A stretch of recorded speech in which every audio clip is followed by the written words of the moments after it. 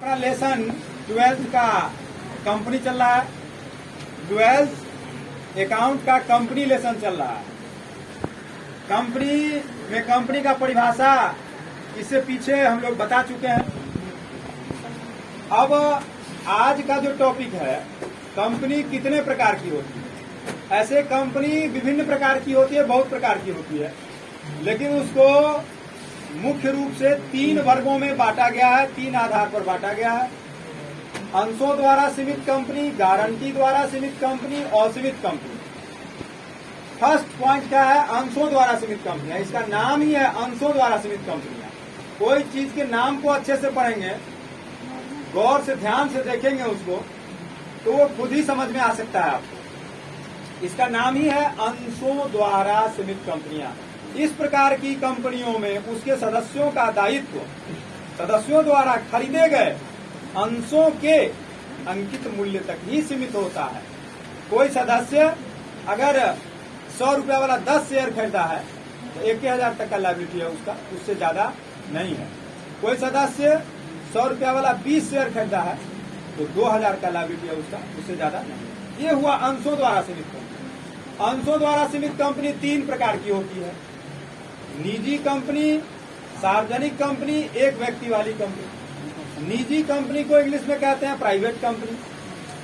निजी कंपनी क्या है भाई? तो कंपनी अधिनियम की धारा 268 के अनुसार, ध्यान रखना है, ये डिफिनेशन में जितना पॉइंट हम बोलेंगे सब अपने आप में एक ऑब्जेक्टिव है और सब जो है सो निजी कंपनी की विशेषता भी हो जाएगा। तो इसीलिए डिफिनेशन जो हम बताए थे स्टूडेंट्स को, तो जब उसका विशेषता बता रहे थे तो जान ही रहे थे, बोल रहे थे कि लिखाए हुए। ठीक है।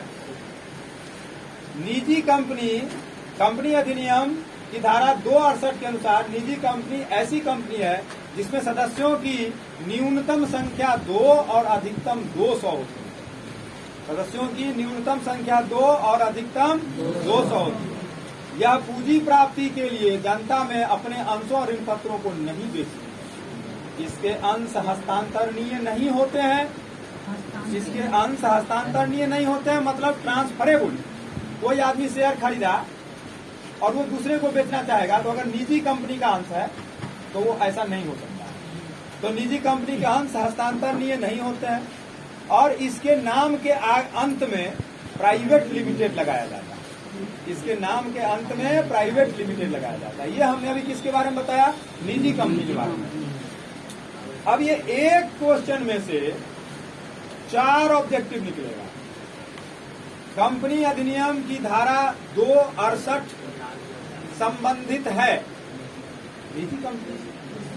कंपनी अधिनियम की धारा 268 संबंधित है। ए में रहेगा निजी कंपनी, बी में रहेगा सार्वजनिक कंपनी, सी में रहेगा एक व्यक्ति वाली कंपनी, डी में रहेगा सभी। तो क्या कहेंगे हम? निजी कंपनी। ए को चुनेंगे। कंपनी अधिनियम की धारा 268 संबंधित है निजी कंपनी। उसके बाद बताए निजी कंपनी में सदस्यों की न्यूनतम संख्या होती है 2। डिफिनेशन में ही बताया। निजी कंपनी में सदस्यों की अधिकतम संख्या होती है 200। ये 3 ऑब्जेक्टिव का चर्चा भी हो गया।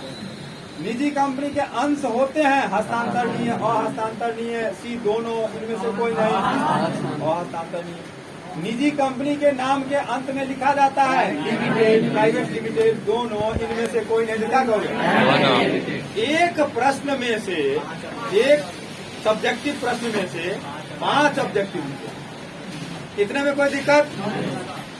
अब अगर पूछा जाएगा निजी कंपनी की विशेषता बताएं, तो हालांकि हमने तो लिखा दिया है अपने छात्रों को कि निजी कंपनी की क्या विशेषताएं हैं, लेकिन अगर डिफिनेशन को अच्छे से समझेगा तो उसको विशेषता को समझने की और याद करने की जरूरत नहीं पड़ेगी। क्वेश्चन ये रहेगा कि निजी कंपनी की विशेषताओं को बताएं, तो डिफिनेशन तो नहीं लिखेगा, लेकिन उसी डिफिनेशन को तोड़ करके पॉइंट वाइज में लिख देगा कि निजी कंपनी में सदस्यों की संख्या न्यूनतम 2 होती है पॉइंट 1 में। पॉइंट 2 में निजी कंपनी में सदस्यों की संख्या अधिकतम 200 होती है। पॉइंट 3 में निजी कंपनी के सदस्य हस्तांतरणीय नहीं होते हैं।